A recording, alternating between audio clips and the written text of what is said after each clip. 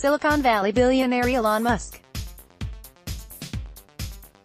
Ichiro Sato, AP, by Avi Selk, The Washington Post. It has been 5 days since a dozen boys were rescued from a flooded cave in Thailand, and 5 days since Elon Musk has been wandering in a Twitter labyrinth of his own making.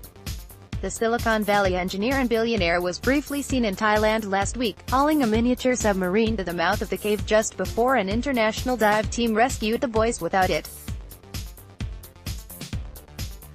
Ad choice advertising and red invented by Teed. Since then, he has been arguing with people who accuse him of shoehorning himself into the drama and imagining hypotheticals in which rescuers had not deemed his hastily built submarine unnecessary and impractical.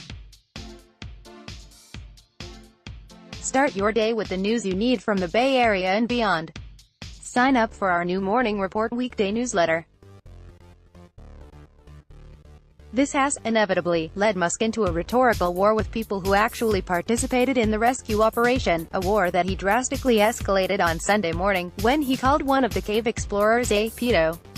If you're already acquainted with Musk and his bizarre entanglement with the Thai cave story, you may skip to the end of this report for a fuller accounting of his baseless pedophilia accusations. If not, a summary of man and cave follows.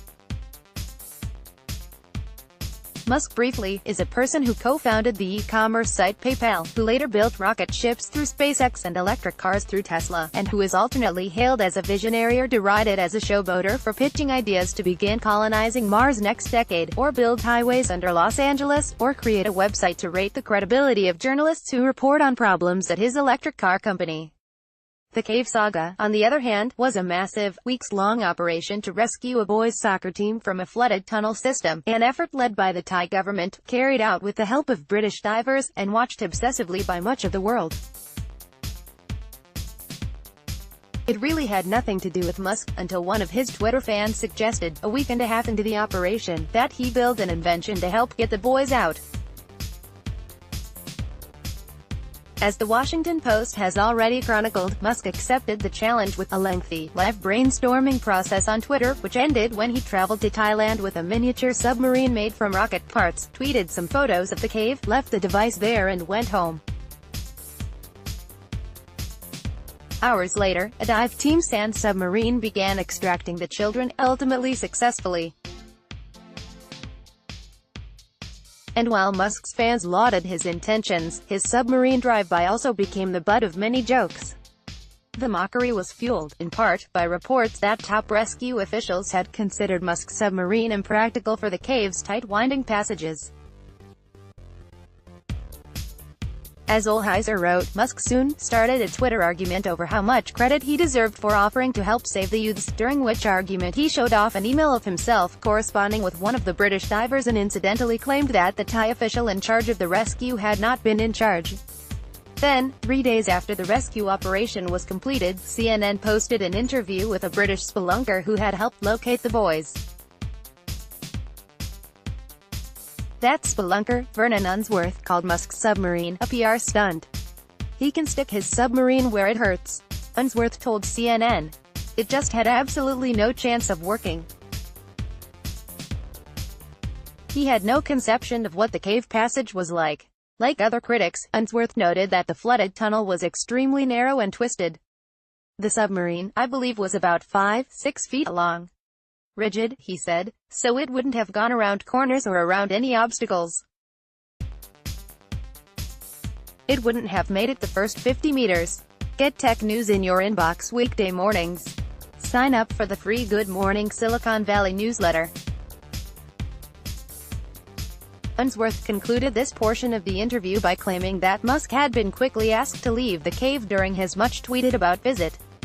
The interview spread through the weekend, until a Twitter user baited Musk into responding to it, just as he had been lured by another fan into devising his submarine.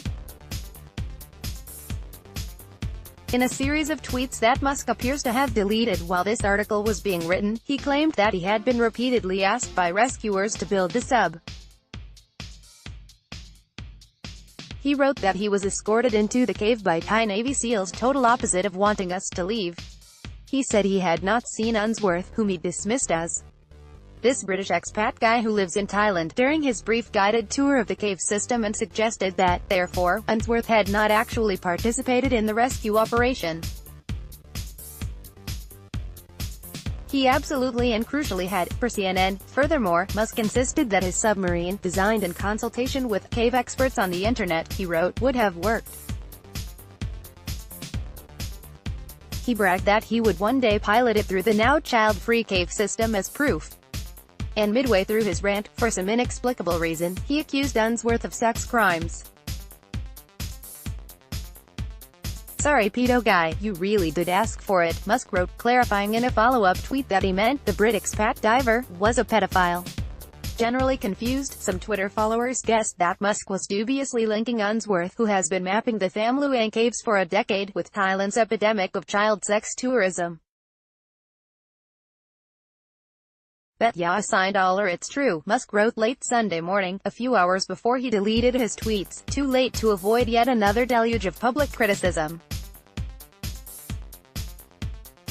AD Quality Auto 360p 720p 1080p. You might also like dining alone or with loved ones. Enjoy discount at HSBC Sydney's sumptuous sustainable cuisine Intercontinental Hotels. Welcome to IKEA.com. Rolls-Royce is entering the flying car market hardware zone, building a rock-solid relationship. Sabrina Ho,